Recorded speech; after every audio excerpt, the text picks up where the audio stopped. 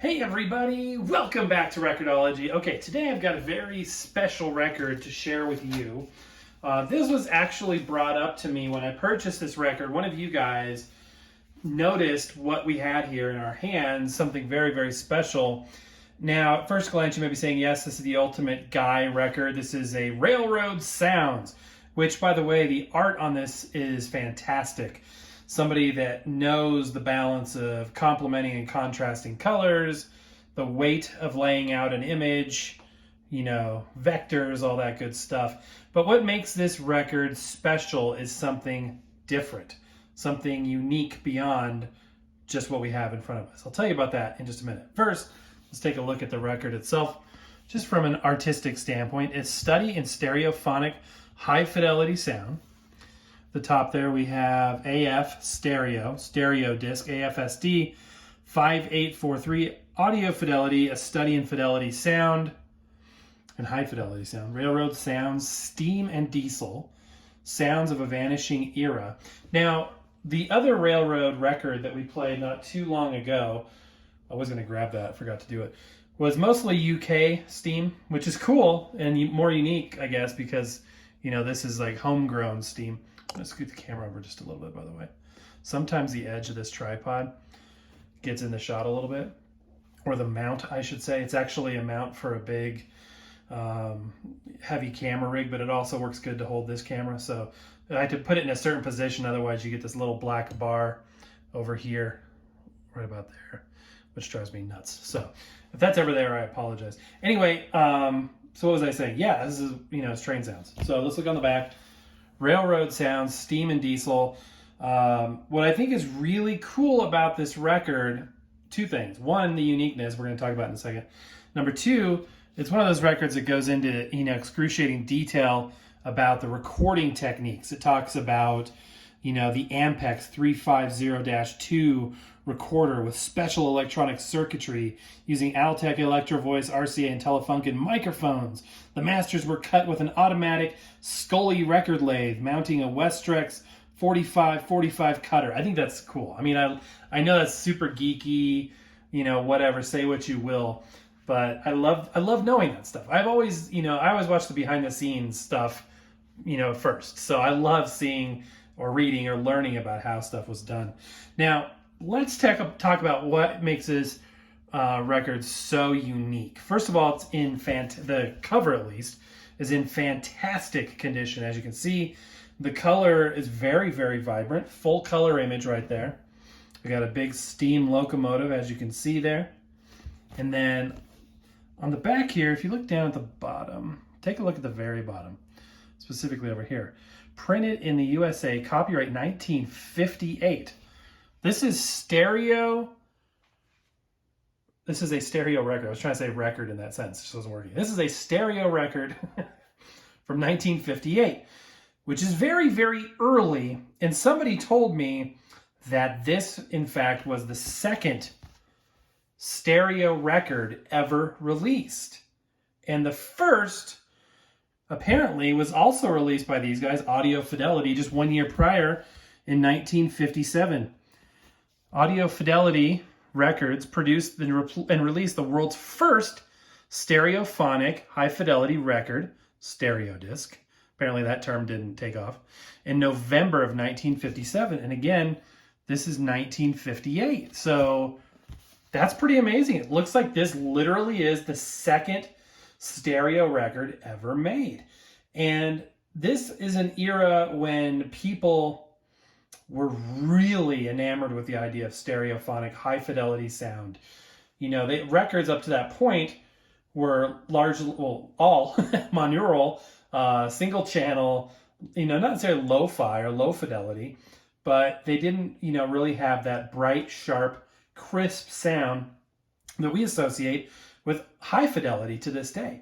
And there's a whole lot more to be said about that. But for now, suffice to say, this is just really cool that we have in our hands the second stereo record ever released. And about the record, let's take a look at it. This is a very interesting disc. I literally cleaned it when we got it and put it away and haven't touched it since. Again, the lighting in here is subpar. and kind of yellowish because I've got these frosted globes with a very warm color temperature light bulb in them. So literally only 2 light bulbs and then my little LED light array off to the side to help a little bit. But you can kind of see the upper right there, a little bit of rainbow sheen effect. Definitely we have polish on this record still. It looks like it was maybe played once or twice and then put away. Now what's really, really interesting, and I don't know if I'm going to be able to capture this on cameras. Let's test out the iPhone 12's camera. Oh, we can. Okay, cool. Look at the very edge, and I mean the very edge of that record. See if it's coming. Let me, maybe if I do this, you can see the very edge. There, it's knurled. See, there's little, it's like a gear.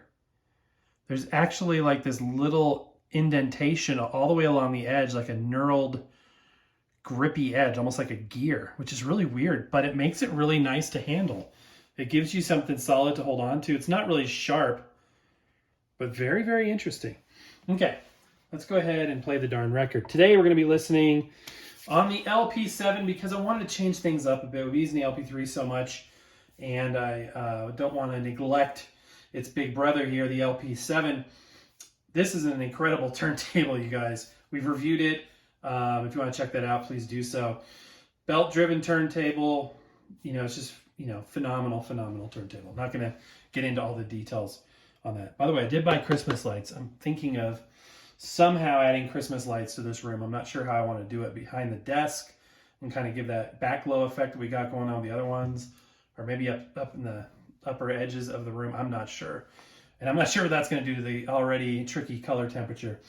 But let's go ahead and spin it up here. And this is going to be on the Audio-Technica VMN 20EB cartridge. I'm trying to read it while I'm doing that. And let's go ahead and see what we got. This will be interesting.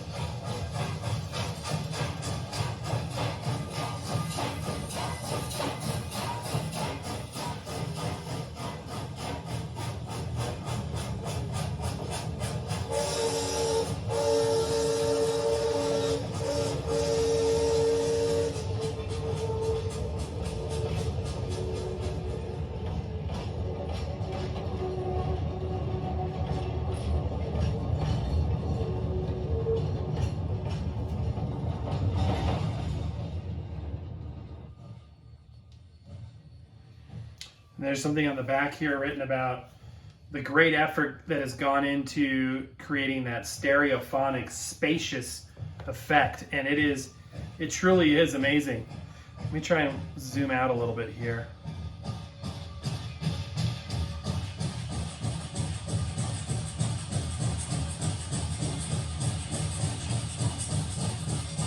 A little bit of fisheye there. Thanks to the ultra-wide camera on board this wonderful phone.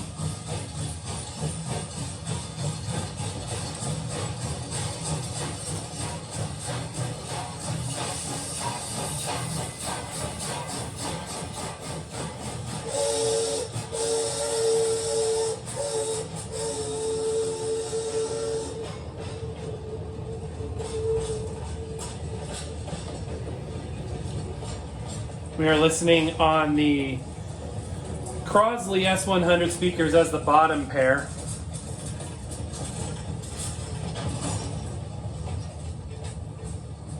Only about 15 watts per. I have the bass boosted a bit. Really good sound. Really cool. Let's go ahead and scoot forward there. I love it. Just keep the copyright hounds away with this type of content, I hope.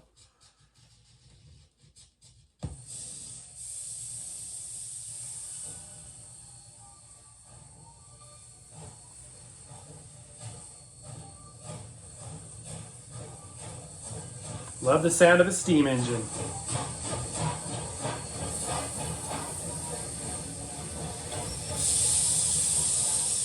This is cool.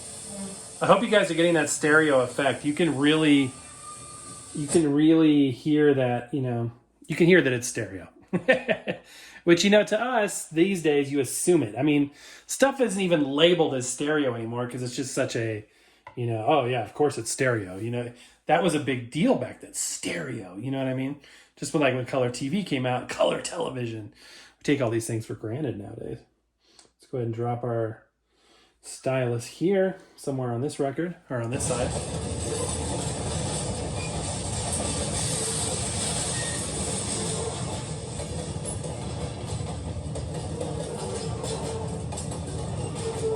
That's cool. You really get that stereo image. That's so cool.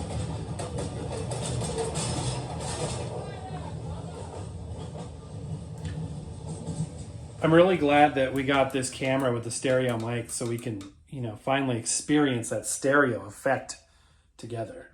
And if you have like an iPhone 10, 11, or 12, you get that stereo imaging just by holding it. Now, I don't know about the Samsungs. I haven't done the Android thing for a little while. But the stereo effect, holding the phone up, just, you know, getting that stereo imaging is amazing. And then with headphones on, you know, even better. So, all right, guys, there you go. This is, well, it looks so far away. Wow, my arm is so long. Whoa. So it reminds me of those remember in old 3D movies, how they would, you know, go out of their way to do things that were like super, you know, 3D-ish looking, like trombones going right. Like, look, it's 3D.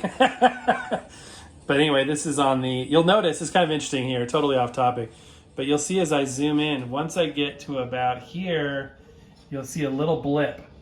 And that's because we're actually switching cameras from the regular camera to the ultra wide camera. And then if I had the Pro, I could even zoom in and get that third camera, the telephoto, which I don't have that, but that's okay. Mostly, I'd rather have a wide angle than a telephoto for what we're doing. Okay, so that's gonna do it, you guys. This is the second stereo record, I believe, ever produced. Railroad sounds, steam and diesel, sounds of a vanishing era. And this is super cool. 1958. Awesome stuff, you guys. All right, let me know what you think down in the comments below. But that's going to do it for today, guys. Happy record hunting. We will see you tomorrow.